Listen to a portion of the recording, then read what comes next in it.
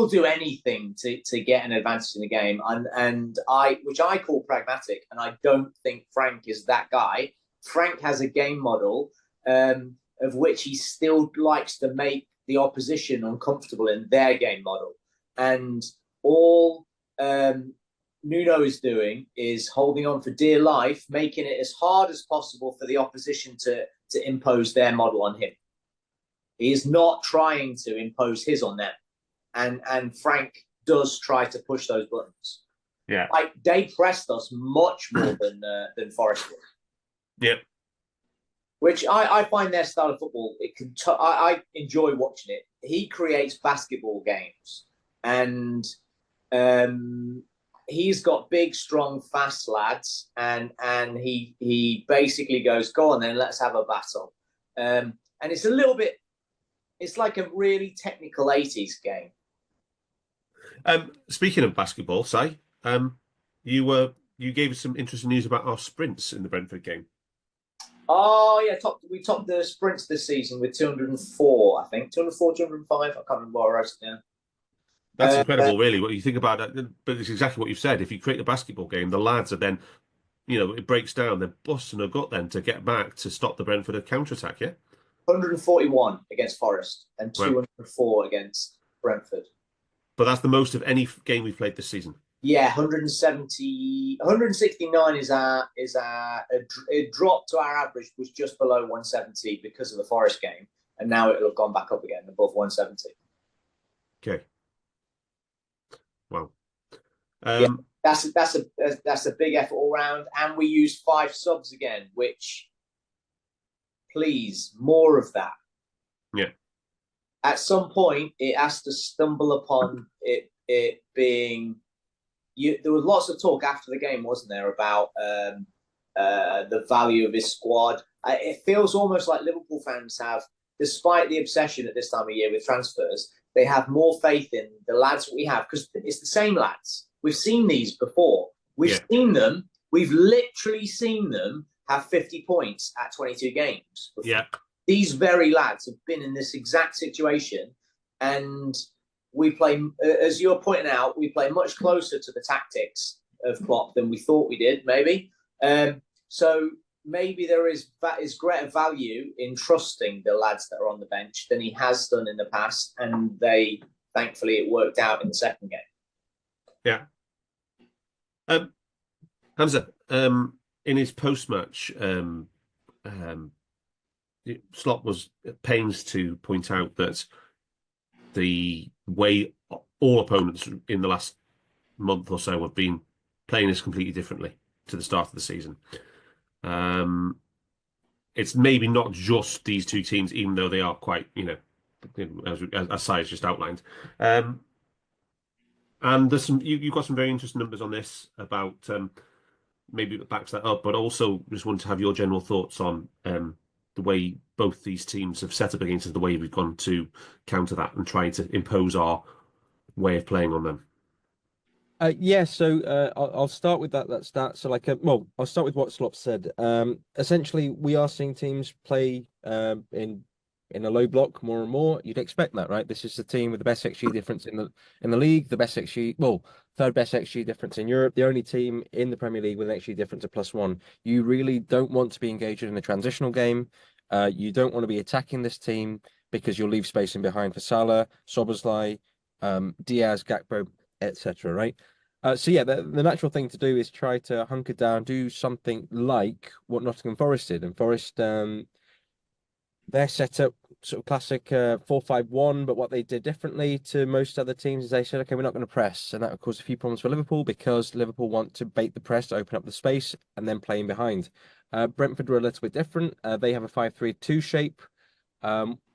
They were in a mid block and they were seeking high pressure moments. So when the ball, when there was a trigger, they would jump out. When there's like a deep throw in or whatever, then they push up. Otherwise they drop. And they also used they doubled up out wide on Salah, for example.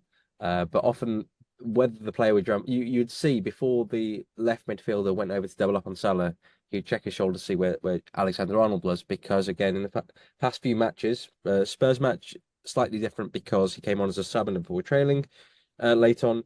But in the past 2 matches, at least, we've seen him get forward a lot more. So yeah, these teams are playing a lot deeper, and that's also reflected in that stat that you mentioned, which is the opposition start distance. The start distance is a different distance from goal where teams begin their possession sequences, and it's really, really deep. If you look at the league average, Liverpool's opponents have the third deepest start distance in the league, which is 39.11 meters. Man City have the deepest. 36 opponents of Manchester City have the deepest, then Arsenal. But what's really interesting, actually, is in the past few matches, you've had 4 of the 5 lowest, since November, that is. You've had 4 of the 5 lowest, deepest, opposition start distances. So these teams are being penned in. We're pushing them back. Brentford was actually, theirs was 28, I think, which is actually 10 meters deeper than the average against us. So teams are playing in a different way. This poses different questions to us. We've encountered this before. Most top teams encountered this as well.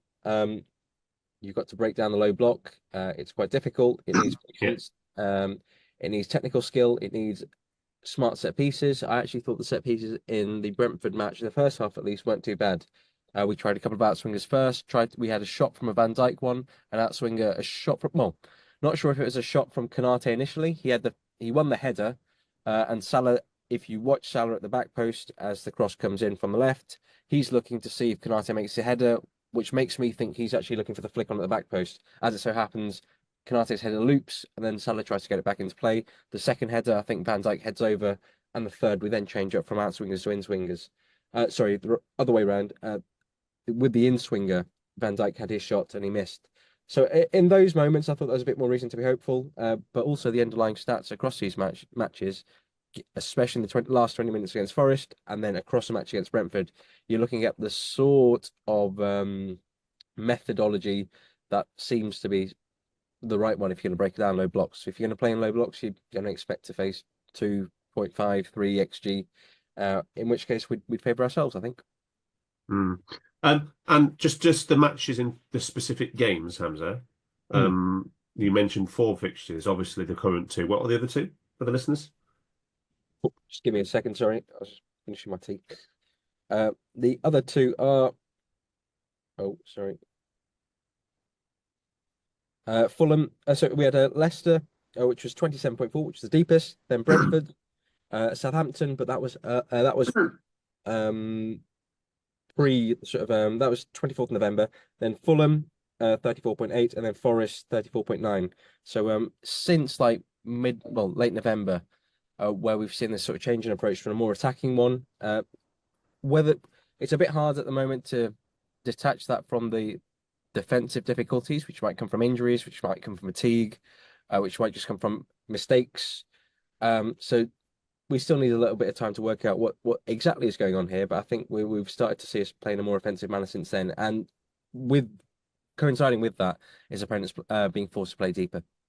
Yeah, well, I mean, the Leicester one being the deepest, that backs up exactly what we said on this pod about Leicester just being absurd, really. That they were so round their box, and they with the distances, they just couldn't threaten us at all. It was the easiest game we'll play all season. It was just like they were literally just hanging on for grim death, really. But yeah, and worth noting as well that both Forest games, the return Forest fixture is also in the bottom 7. So both Forest fixtures in the bottom 7 in terms of deepest defences. Just very quickly, because I mentioned shithousery. I think it's actually technical term. In all seriousness, there's a weird thing with Liverpool actually. So I'll start with Forest. So these stats are just from before the FA Cup break. So just before our match with them. When they're winning, they actually rank 19th for ball in play, the share of time that the ball's in play. So they're great at killing the game when they're ahead. When the scores are level, they're 17th, and when they're losing, they're 6th. So they actually are able to swing the game depending on whether they're losing or winning. They can get the ball rolling. Liverpool are one of the weird teams, actually, that when they're winning, the ball is in play more, which might sound like a positive, but generally teams that are winning try and kill the game and slow it down where possible. I understand that we might like to keep the game flowing. The other team that does that, there's a few other teams that do that. United, not very good. Wolves, not very good, and Tottenham, not very good either. So it's a curious thing that we do there. But we also, I mentioned that swing earlier. So when we are winning, we have the third highest ball in play share. But when we're losing, we're 17th. So there's lots of time that's wasted. That means that either we aren't good at getting the ball into play, or more likely we're suffering from opponents' time wasting. So I think we're a little bit sort of we're getting played a bit there. The only team that has a greater swing between ball in play when they're winning and they're losing is Tottenham. So yeah, we're not doing quite well in terms of trying to get the ball in play. Overall, we rank 5th, but here's the key thing, right? So when we're winning, we're 3rd. When we're level pegging, we're 9th. That's pretty normal. Most teams usually want to keep the ball in play when scores are level. If there's a big difference between the quality of the teams, that might change. But when we're losing, we're 17th. So yeah, a bit of a weird one there that we need to sort of work on. We're trying to, or as in, we need to make sure that opponents don't waste time. That's in their gift, of course, but we need to do what we can because they do it a lot. Yes, I think there's maybe more. A lot of people will be saying our opponents are allowed to waste time against us too often. But one common theme across both these matches was the way we played for the first hour with the false nine, with Luis Diaz in the central roles,